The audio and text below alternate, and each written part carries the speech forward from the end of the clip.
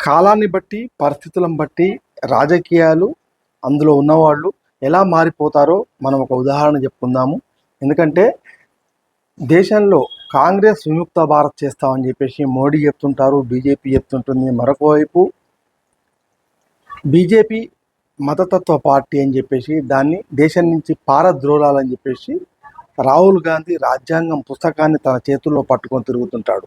అయితే ఇదంతా దేశ ప్రజలందరికీ తెలిసిందే. కానీ రాహుల్ గాంధీకి సంబంధించి, కాంగ్రెస్ పార్టీకి సంబంధించి మనం ఒకసారి చూస్తే వైరుధ్య భావాలు ఉన్నవాళ్ళు ఏ విధంగా మళ్ళీ మిళితమయ్యారు అనేది మాత్రం ఖచ్చితంగా ఆశ్చర్యాన్ని గొల్పే విషయం అని చెప్పి చెప్పుకోవచ్చు. ఎందుకంటే ఫస్ట్ మనం ముఖ్యంగా దక్షిణాది రాష్ట్రాల గురించి చెప్పాలి. దక్షిణాది రాష్ట్రాల్లో మొదట తెలంగాణ రాష్ట్రానికి సంబంధించి మనం చూస్తే తెలంగాణ రాష్ట్ర ముఖ్యమంత్రి ప్రస్తుతం కాంగ్రెస్ పార్టీకి తెలంగాణ ఫేస్గా ఉన్న రేవంత్ రెడ్డి మొట్టమొదట తన ప్రస్థానాన్ని ఆర్ఎస్ఎస్ ఏబీవీపీ నుంచి ప్రారంభించారు. కానీ ఆయనే ఈరోజు తెలంగాణ రాష్ట్రంలో కాంగ్రెస్ పార్టీకి సంబంధించి ముఖ్యమంత్రి.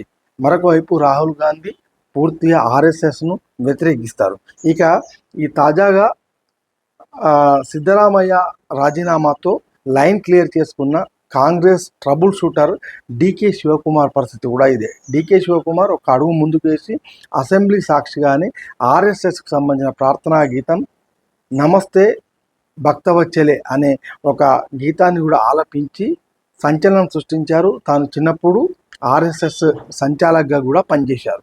ఇక కేరళకు తాజాగా కాంగ్రెస్ పార్టీ ముఖ్యమంత్రిగా, కాంగ్రెస్ పార్టీ ఫేస్గా వెలుగులోకి వచ్చిన సతీశన్ బ్యాక్గ్రౌండ్ కూడా మనం ఒకసారి చూస్తే ఆయన గోల్వాల్కర్కు జ్యోతి ప్రజ్వలన చేసి తన పరవూరు నియోజకవర్గంలో 2006లో ఆర్ఎస్ఎస్లో తన కాలాన్ని గడిపిన రోజులు కూడా ఇప్పుడు గుర్తుకొస్తాయి. మొత్తంగా చూస్తే అంటే స్థలాలు, కాలాలు, పార్టీలు, రాజకీయాలు మారుతున్న పరిస్థితులను బట్టి రాజకీయ నాయకులు, రాజకీయ పార్టీలు ఏ విధంగా మారిపోతాయి, ముఖ్యంగా వైరుధ్య భావాలు ఉన్న వాళ్ళను ఇవాళ కాంగ్రెస్ పార్టీ చేర్చుకొని దక్షిణాది రాష్ట్రాల్లో కీలకంగా మారడం అనేది ఖచ్చితంగా ఒక విశేషం.